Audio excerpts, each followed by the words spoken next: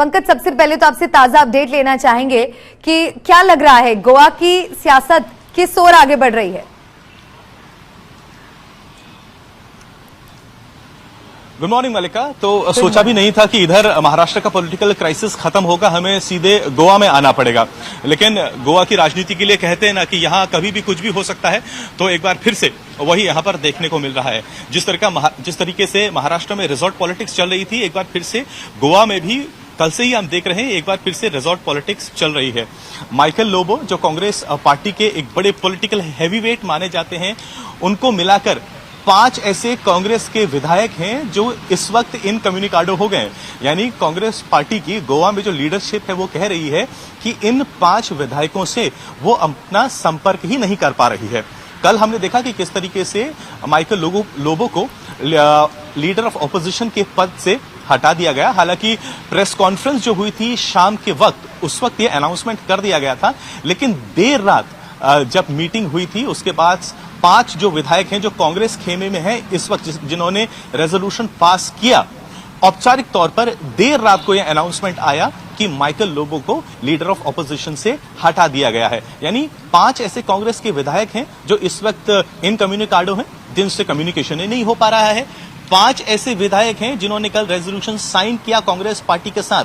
5 और 5 हो गए 10, संख्या है 11 की। यानी कांग्रेस पार्टी के पास हाउस में 11 एमएलए हैं, 1 एमएलए बचे एलेक्सियो सिक्वेरा। उनका कहना है कि वो कांग्रेस पार्टी के साथ ही हैं, उनको किसी तरीके का कोई प्रपोजल नहीं आया है। कांग्रेस पार्टी कहती है वो उनसे संपर्क में है। तो इन 11 विधायकों की ग्राउंड जीरो की ये स्थिति है। लेकिन अभी तक ऐसा नहीं है कि ये जो 5 माइकल लोबो के साथ विधायक, उन्हें मिला के जो 5 विधायक हैं ये बागी हो गए हैं और ये भारतीय जनता पार्टी खेमे में चले गए। औपचारिक तौर पर इसकी अभी घोषणा नहीं हुई है, ना ही माइकल लोबो ने अभी तक कोई बयान दिया है, ना ही वो फोन उठा रहे हैं। और दिलचस्प बात तो ये है मलिका, कल दोपहर को ही जब मैंने उनको फोन किया था और मैंने कहा था कि इस तरीके की खबरें उड़ रही हैं कि शायद आप भारतीय जनता पार्टी की तरफ डिविएट हो रहे हैं, तो उन्होंने कहा ये सारी रूमर्स हैं, इनमें कुछ भी सच नहीं है। वो टिके हुए हैं भारतीय जनता पार्टी के साथ। लेकिन शाम होते होते न जाने गोवा की राजनीति में ऐसी क्या हवा चली, उन्होंने फोन उठाना भी बंद कर दिया। उसके साथ ही साथ दिगंबर कामत, जो गोवा के चीफ मिनिस्टर भी रह चुके हैं, उन्होंने भी अपना फोन उठाना बंद कर दिया। और जब उसके बाद प्रेस कॉन्फ्रेंस हुई, अब देखिए मलिका, इतनी दिलचस्प बात है, 6:30 बजे कल शाम को प्रेस कॉन्फ्रेंस होने वाली थी। दिनेश गुंडू राव, जिनको गोवा का इंचार्ज बनाया हुआ है, उनका कहना था कि वो शक्ति प्रदर्शन करने वाले हैं। तमाम जितने 11 के 11 कांग्रेस पार्टी के विधायक हैं आएंगे, उनको परेड करेंगे और दुनिया को दिखा देंगे कि कांग्रेस पार्टी बिल्कुल भी बिखरी नहीं हुई है। 6:30 का 7:30 हो गया। पहले सिर्फ 3 विधायक थे और उसके बाद कांग्रेस की जो फिक्र थी वो साफ तौर पर छलकने लगी। और उसके बाद 1 घंटे बाद और दिनेश गुंडू राव ने मीडिया को संबोधित किया और ये कहा कि दिनेश कामत और माइकल लोबो, जो कांग्रेस पार्टी के 2 वरिष्ठ नेता हैं, उन्होंने ही कंस्पिरेसी रची है और कंस्पायर किया है ये जो तमाम डिफेक्शन हो रहे हैं। तो ये क्या जो डिफेक्शन की बात कांग्रेस पार्टी कर रही है, ये जो 5 विधायक हैं, ये क्या भारतीय जनता पार्टी के खेमे में जाने वाले हैं? देर रात को हमने देखा कि माइकल लोबो की जो वाइफ हैं डेलाइला लोबो, वो भी एक विधायक हैं। देर रात को हमने देखा किस तरीके से वो मुख्यमंत्री प्रमोद सावंत के घर से बाहर निकलती दिख रही थी।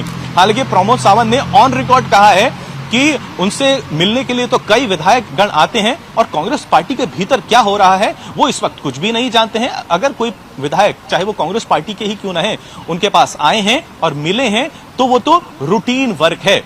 एक महत्वपूर्ण बात यह भी है कि आज से गोवा में मॉनसून का सत्र शुरू हो रहा है। यानी मॉनसून सत्र के पहले दिन से ही बड़ा घमासान होने वाला है। देखिए, गोवा में भारतीय जनता पार्टी की सरकार है, भारतीय जनता पार्टी को कोई डर नहीं है।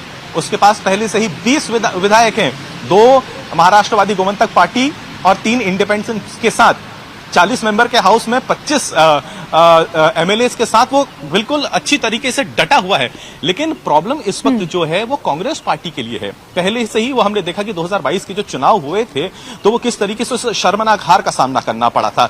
11 पे वो आके सिमट गई थी। 5 विधायक बागी हो गए हैं और अब तो ये भी सुनने में आ रहा है कि 3 शायद और ऐसे विधायक हैं जो कांग्रेस पार्टी से टूट सकते हैं। यानी 5 + 3 8 हो सकते हैं। और ये इसलिए ये फिगर इसलिए इंपॉर्टेंट हो जाता है मल्लिका, क्योंकि शायद ये खेमा भी सोच रहा होगा कि अगर 8 आए और फिर एक साथ इनका भारतीय जनता पार्टी में विलय होता है तो उनके लिए भी कानूनी तौर पर कोई प्रॉब्लम नहीं होगी, फिर एंटी डिफेक्शन लॉ नहीं लगेगा। तो जो बात हम महाराष्ट्र में देख रहे थे वही बात एक बार हमें गोवा में नजर आ रही है। अब देखने वाली बात रहेगी दिन भर में किस तरीके का घटनाक्रम रहता है। क्या 5 के 8 हो जाते हैं, 5 के 7 होते हैं, लेकिन ग्राउंड जीरो की हकीकत तो यह है कि कांग्रेस पार्टी के 2 बड़े नेता, जिसमें दिगंबर कामत मौजूद हैं जो कि पहले के मुख्यमंत्री रह चुके हैं, और माइकल लोबो जो कि कलंगूट से एमएलए हैं, जो पॉलिटिकल हैवीवेट हैं, जिन्होंने अपने सर पे बीड़ा लिया था कांग्रेस पार्टी को रिवाइव करने का, जिन्होंने कहा था, मुझे याद पड़ता है अप्रैल माह में मैंने उनका पहला इंटरव्यू किया था और उन्होंने बोला था कि 10 माह के अंदर अंदर भारतीय जनता पार्टी की सरकार को ओवरथ्रो कर देंगे। आज आलम यह है कि उन्हीं का ठिकाना नहीं है कि वो कांग्रेस पार्टी में होंगे नहीं होंगे। लीडर ऑफ अपोजिशन के पद से उन्हें निष्कासित कर दिया गया है। लेकिन आज का दिन गोवा की राजनीति में बड़ा महत्वपूर्ण होने वाला है। आज मॉनसून सेशन का पहला दिन है। आज देखते हैं आगे की गतिविधियां क्या होती हैं।